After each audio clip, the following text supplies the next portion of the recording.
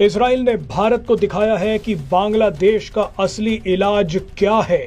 अगर भारत ने इजराइल वाली रणनीति पर काम किया तो ना बांग्लादेश बचेगा और ना ही पाकिस्तान। बेंजामिन नेतन्याहू ने तो अखंड इजराइल का सपना लगभग पूरा कर लिया है, लेकिन अब मांग उठने लगी है कि भारत को भी अखंड करने का समय आ गया है। इनके देश वाले हमारे देश में आते हैं, हाँ, चोरी छुपे बॉर्डर के थ्रू आते हैं और ये लोग हमारे देश के तिरंगे का अपमान करते हैं। इसीलिए बोलते हैं एक मदरसा छाप ही रहेगा। जय श्री राम।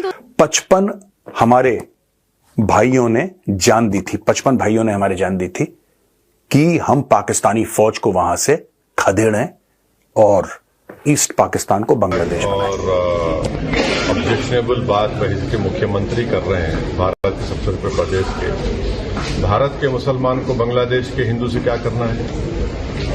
यहाँ पर भी माइनॉरिटी है, वहां पर भी माइनॉरिटी हो रहा है। और भारत का एक नागरिक कैसे जिम्मेदार है वहां पर जो कुछ हो रहा है? बहुत ज्यादा बेनिफिट मिल रहा है उनके खानदान वालों को। इसके खिलाफ लोगों ने प्रोटेस्ट निकाला। शायद भारत में भी बहुत लोगों ने इनको सपोर्ट किया कि ठीक है भाई, प्रोटेस्ट कर रहे हैं, अपने हक के लिए कर रहे हैं। लेकिन धीरे धीरे ये रेडिकलाइज होने लगे। धीरे धीरे ये स्टूडेंट प्रोटेस्ट कब हिंदुओं पर अत्याचार करने पर बदल गया ये किसी को पता नहीं। कहते हैं कि नेकी कर दरिया में डाल,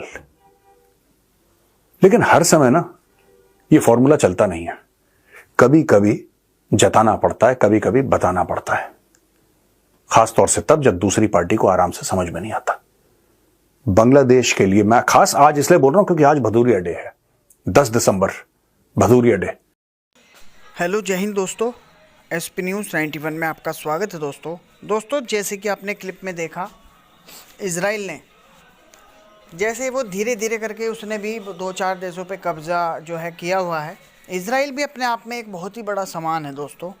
और इजराइल ने एक ऐसा इलाज बताया है जिससे बांग्लादेश के साथ साथ पाकिस्तान को भी मुंह की खानी पड़ जाएगी। अब इजराइल ने बताया क्या है ये तो आपको आगे क्लिप में मेजर गौरव आर्या जो चीज़ सर ये जो बता रहे हैं वो चीज़ आपको बहुत ही अच्छे से सुननी चाहिए। बहुत ही अच्छी बात इन्होंने कही है, बहुत ही अंदर तक की बात इन्होंने बताई है। दोस्तों, देखना ये है कि बांग्लादेश को पीछे से सपोर्ट कौन कर रहा है, जो वो इतना कुछ कहने के बाद भी, इतना कुछ होने के बाद भी वहाँ के जो हिंदुओं पर, हिंदू में जो मिनॉरिटी है उस पर अत्याचार अभी तक भी नहीं रुक रहे हैं। आए दिन कोई ना कोई नई खबर आती रहती है। पाकिस्तान पीछे से सपोर्ट कर रहा है, कहीं ना कहीं उसे हथियार दे रहा है। पाकिस्तान तो शुरू से ही भारत का दुश्मन रहा है और ये कभी भी दोस्त बन ही नहीं सकता। पाकिस्तान का तो काम है आतंकवाद को फैलाना, आतंकवाद को बढ़ावा देना, और कहीं ना कहीं इसी चीज़ का खामियाजा पाकिस्तान भुगत भी रहा है और आगे भी भुगतेगा। दोस्तों, अब देखना यह है कि बांग्लादेश शांत किस तरीके से हो सकता है, उसका क्या इलाज हो सकता है, ये सब कुछ इस वीडियो में मेंशन है। तो आइए दोस्तों वीडियो को स्टार्ट करते हैं। The battle of Bhadauria cross roads complex. आज की तारीख में दोस्तों हमने 55 जाने दी उस मुल्क को आजाद कराने के लिए, पता है आपको। और आज की तारीख में उन्हीं के फौजी जिनके बाप दादा उस समय दुबक के बैठे थे, कहीं पे दुबक के बैठे थे क्योंकि पाकिस्तानी फौज मार रही थी, आज वो हमें धमकी दे रहे हैं और ये कह रहे हैं कि हम बंगाल पे, त्रिपुरा पे, असम पे कब्जा कर लेंगे। ये हालत है।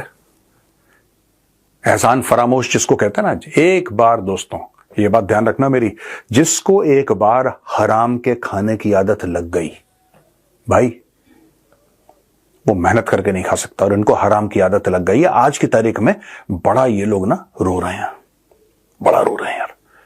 हमारी टेक्सटाइल की इंडस्ट्री जो है वो खत्म हो रही है। मुझे एक बात समझ में नहीं आती दोस्तों, 5 अगस्त 2024 यानी इसी साल की 5 अगस्त को शेख हसीना का तख्ता पलट हो गया। उसके पहले काफी सारे प्रोटेस्ट्स हुए बांग्लादेश में कि ये नहीं चलेगा, वो नहीं चलेगा, इसको निकालो, ये करो, वो करो, बहुत बुरी औरत है, डिक्टेटर है। उसको 5 अगस्त को निकाल दिया।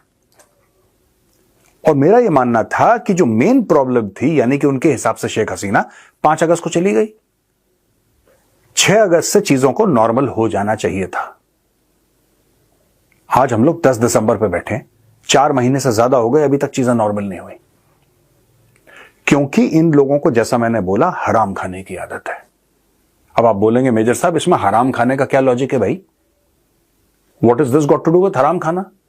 क्योंकि दोस्तों ये काम नहीं करना चाहते। शेख हसीना की सबसे बड़ी गलती थी, उसने बांग्लादेशियों को बोला कि तुम काम करो। ये आलसी लोग हैं, ये प्रोटेस्ट करना चाहते हैं।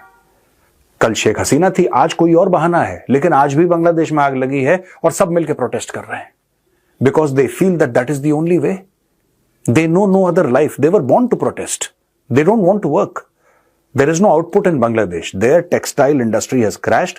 आज की तारीख में ये कहते, देखिए साहब, इसका फायदा भारत को हो रहा है और हमें ऐसा फायदा चाहिए भी नहीं, ठीक है, लेकिन कोई बात नहीं, अब बंदा कहीं ना कहीं तो जाएगा। चाइना के बाद अगर कोई देश था जो टेक्सटाइल फिनिश गुड्स प्रोड्यूस कर रहा था, वो बांग्लादेश था। लेकिन बांग्लादेश का मैक्सिमम रॉ मटेरियल जा रहा था भारत से, राइट, भारत से, खास तौर से गुजरात, सूरत वगैरह यहां से जा रहे थे। अब ये सब हो गया बंद, क्योंकि रॉ मटेरियल बांग्लादेश में बनता नहीं है, ये हो गया बंद। यहां से पाइपलाइन कर दी भारत ने बंद, अब वहां पे त्राही त्राही हो रही है, और अच्छा है। तो दोस्तों बात यह है कि 9 दिसंबर यानी कल भारत के फॉरेन सेक्रेटरी विक्रम मिस्री जी जाते हैं ढाका बात करने के लिए। वो इस्लाम को मानते, लेकिन इस्लामिक कंट्री से हटके सेकुलरिज्म को मानते। जैसे हमारे भारत देश में सेकुलरिज्म है, सब एक साथ रहते हैं, उसी तरीके से बांग्लादेश में शेख हसीना ने इतने अच्छे से सरकार चलाया था कि पाकिस्तान, अफगानिस्तान और अन्य देशों को डेवलपमेंट में पीछे छोड़ दिया था बांग्लादेश ने। जस्ट बिकॉज ऑफ, ये किसके वजह से हुआ था? शेख हसीना के वजह से हुआ था। शेख हसीना के कारण भारत और बांग्लादेश का बहुत ही अच्छा एक कनेक्शन था, बहुत ही अच्छा एक रिश्ता था। जितना पड़ोसी मुल्क पाकिस्तान से हमारा अच्छा रिश्ता नहीं है, उससे कहीं ज्यादा अच्छा रिश्ता हमारा बांग्लादेश के साथ है। यही वहां के कुछ छुटकर्रे मदरसा छाप लोगों को हजम नहीं हुई। वो क्या चाहते हैं कि उनके देश में शरिया लागू हो। हमारे भारत देश में भी बहुत सारे ऐसे जाहिल जपाट लोग हैं, वो हमेशा से आए दिन प्रोटेस्ट करते हैं, देश में सरकार तख्ता पलट करने की कोशिश करते हैं, यहाँ की सरकार को गिराने की कोशिश करते हैं। लेकिन भारत में इतना तगड़ा लोकतंत्र है कि भारत में एक चीज नहीं कर पाते हैं वो, लेकिन यही चीज इस्लामिक कंट्री में बहुत इजीली कर दिया जाता है। क्यों? क्योंकि वहां पर लोकतंत्र की हत्या हो गई है। भारत देश के अंदर लोकतंत्र की हत्या ना चाहकर भी कोई नहीं कर सकता दोस्तों, जस्ट बिकॉज ऑफ हमारे भारत देश में सेक्युलरिज्म है। यहाँ पर जो सनातनी लोग हैं वो पावर में, सनातनी लोग यहाँ पर मेजॉरिटी में। इसीलिए इस्लामिक कंट्री के लोगों को भड़काना बहुत ईजी है, क्योंकि उनको वहां पर धर्म का चूरन दे दिया जाता है। लेकिन भारत में ये चीज पॉसिबल नहीं है। ये बांग्लादेश का आपको फ्लैग दिख रहा है, मैं किसी भी देश के फ्लैग का डिसरिस्पेक्ट नहीं करती हूँ। यहाँ तक कि पाकिस्तान हमारा इतना कट्टर दुश्मन है, मैंने कभी उसका फ्लैग नहीं फाड़ा है, वो नौबत ही नहीं आई। वो अपने हद में और औकात में रहता है। इसके फाड़ने, मैं इसको फाड़ने वाली हूँ, मजबूरी है। पता है क्या? इन्होंने हमारे देश के तिरंगे का अपमान किया है। ढाका में यूनिवर्सिटी है, वहाँ पर उन लोगों ने क्या किया है, वहाँ के स्टूडेंट्स हमारे तिरंगा पे पैर रख के जा रहे हैं। इनकी औकात है? इनके देश वाले हमारे देश में आते हैं, हाँ, चोरी छुपे बॉर्डर के थ्रू आते हैं, और ये लोग हमारे देश के तिरंगे का अपमान करते हैं। ये है औकात। बचाया था भारत ने, जब अपना लुंगी उठा के भाग रहे थे ना ये लोग, जाहिल लोग घायल पड़े हुए थे, किसने बचाया था? भारत ने बचाया था। भारत के सैनिकों ने तुम लोगों को बचाया था। पाकिस्तान वाले जब डंडा डाल रहे थे ना, तब भारत एक लौता था तुम्हारी हेल्प किया था।